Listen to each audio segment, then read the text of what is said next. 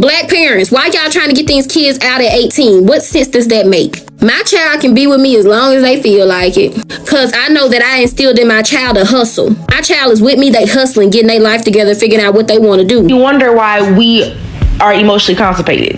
And you wonder why we have a hard time apologizing ourselves. Delighted to have you, amazing viewer. Thank you so much for stopping by. If this is your first time here, consider subscribing. And if you're coming back to watch my video, you are the real one. I appreciate your love and support for my content. Do not forget to leave your thoughts in the comment section. Let's interact. Today's video is about conversation black people aren't ready to have. So there's a lot that's happened in black families, and this is what this video is about. The way everyone is expressing what they're going through, it's really captivating, and I can't say it's better than that. So I will let you listen to what they have to say. I will be leaving my thought at the end of the video. I must say that this is a viral TikTok video. I did a part 1 of the same, and it was so interesting. Let that child be a child. You always talking about, oh, my baby is acting like a 3-year-old. That baby is a 3-year-old. Let that baby have fun. Let that baby play, mess up, do this, do that, and just clean it all up at the end of the day and teach your child how to clean up too with you. My 3-year-old can wash a dish correctly. She can go get her stool, go up to the sink, get the washer and get the soap and get all this and that and wash that dish and rinse it off really good. Because she wanted to, not because I told her to. Number 2, black parents, why y'all trying to get these kids out at 18? What sense does that make? My child can be with me as long as they feel like it. Because I know that I instilled in my child a hustle. My child is with me, they hustling, getting their life together, figuring out what they want to do. And y'all gonna hate me for this one? Martin was single-handedly the best sitcom of the 90s.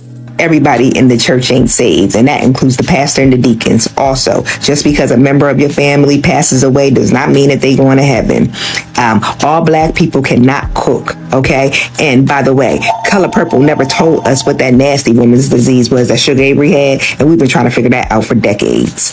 And before I go, who said that Saturday was National Clean the House with R&B music playing in the background with that Common and Ajax left in the tub for hours before you rinse it out? Can somebody please answer those questions for me? Next, that a certain groups of black women have been conditioned out of reading romance novels because, one, it goes against God's word or the Bible. But if you can read the Bible and find the parables in other people's sins, why can't you read a romance novel and find parables in other people's happiness? Number 2, they don't read romance because it would make them feel bad about their romantic partner. Because if you've got a guy in a book who washes dishes and cooks or cleans or is in an emotional 50-50 relationship with you, with the lead character, it's going to make you look at your life and despair or get frustrated. Instead of, being aspirational, it's a source of frustration. And then number 3, reading about sex is bad. Even if you don't know what kind of sex the book has. It could be closed door sex. It could be fade to black sex. Or it could be very, very explicit. If you read mine, it's going to be explicit. I'm just telling you now. Most of mine is. But finding out what pushes your buttons sexually, discovering your own sexuality, or having quote unquote impure thoughts about sex in a man is bad. Let them kids have something to drink while they eat their food. I can't stand black parents who don't let their kids get something to drink until they finish all their food. Like, what kind of slavery shit? I have too many and I don't even know where to begin, but I'm probably just gonna give you just 3, just so that I'm not sitting here on this apple all day. That young girl is not fast. Her uncles are just perverts, and the rest of her family adultifies her unjustly. Black mothers are just as much as an integral part of a young man's growth as black fathers are. And last but not least, hate to say it, but there are a lot of white supremacists and blackface amongst us. I got 2. 1, it's okay to practice your spirituality or religion with therapy. Great combo.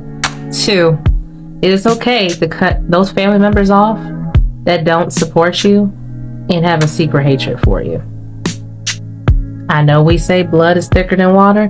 That could be questioned these days because you can make your own family with people that are not blood related, and they could be in your life all your lifetime and support you for all your changes. That's all I gotta say. First things first, y'all suck at apologizing. I don't know why y'all act like apologizing is gonna do something to y'all. It's gonna kill y'all. I don't know. But an apology is not, you want to go to the store with me? You hungry? That's not an apology. I'm so sorry. That's not an apology. Just admit where you was wrong at, where you messed up at, and we can move forward. Then you wonder why we are emotionally constipated. And you wonder why we have a hard time apologizing ourselves. But that's a whole other topic for another day.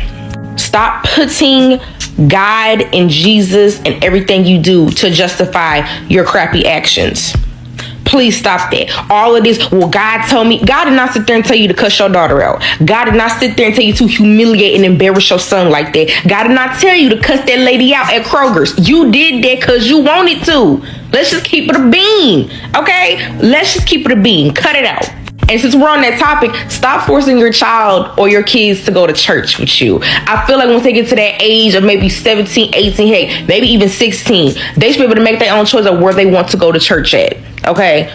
I'm just saying, they should be able to make their own choice on where they want to go to church, their beliefs, things like that. I know everyone's not religious, but still, let your child make their own choices about that. And then not only that, I don't know if you realize, but a lot of times they don't want to go with you no more. They stop wanting to go with you at that point. Because at that point, they feel like they're forced to go instead of them actually going by their own free will. But, you know, that's another topic for another day, too. Stop trying to dictate your child's sexuality at a young age if your son play with Barbies or your daughter play with monster trucks. They're toys. They are toys.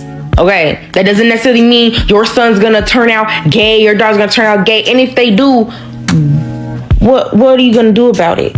Explode? Like, I'm still trying to figure out why that makes a difference. Why? Okay, shoot, I love playing with Legos as a kid, and I still do, and I'm in my 20s. What that mean? Stop telling y'all kids business. Y'all are bad at this. Stop telling y'all kids business. If your child says, mama don't say nothing, daddy don't say nothing, and then y'all be like, okay, and the next minute, ring, ring, ring, whole family group chat know the business, you do not realize you are losing trust with your child. Then be the main one saying, I don't know why she doesn't tell me anything. I don't know why he doesn't tell me anything. Because you be putting their business out like it's TMZ. What you mean? Come on now, be real. Kicking your child out at 18 is not preparing them for the real world. Like, that's honestly just pushing them and traumatizing them further, okay, to basically not even know what to do. And you're not even helping them. As soon as they hit 18, they out. That's not helping them do anything. And then they have to find out the hard way things on their own. Okay? Like, real hard way on their own. Especially if the child's not even doing nothing. If the child is literally just, hey, doing what you tell them to do. But you're like, no, as soon as you hit 18, you gotta get out my house. Get out of my house.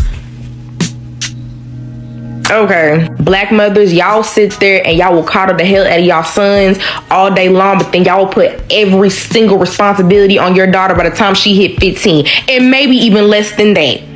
And then you wonder why your daughter, either she might have grown up too fast or she doesn't really want to deal with you at that time, but yet your son over here can do whatever he wants to, rip and run and do whatever, but you don't see an issue with it.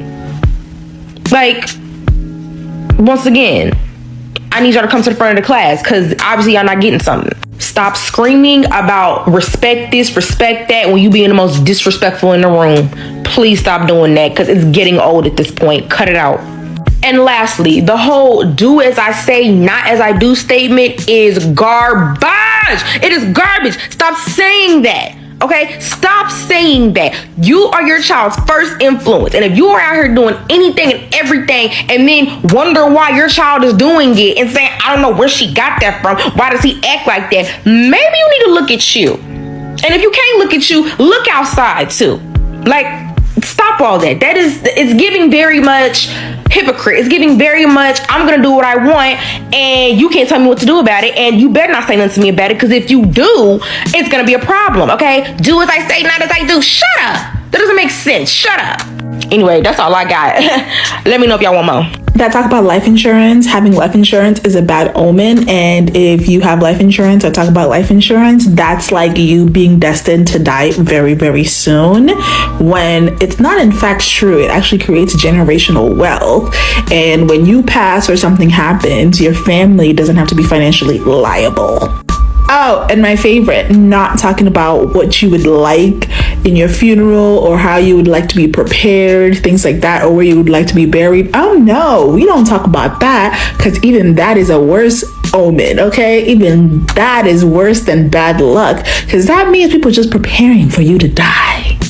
Which I never understood these concepts, because you pay every month for car insurance. Okay, that doesn't mean you're gonna get in a car accident. You're just preparing for it. But we're not going to get life insurance?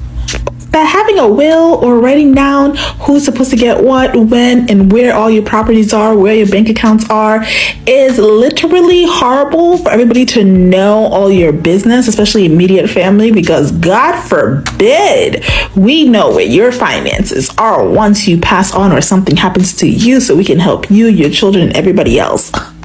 These are conversations, especially in African households, you just do not have. You just do not talk about, you just do not bring up.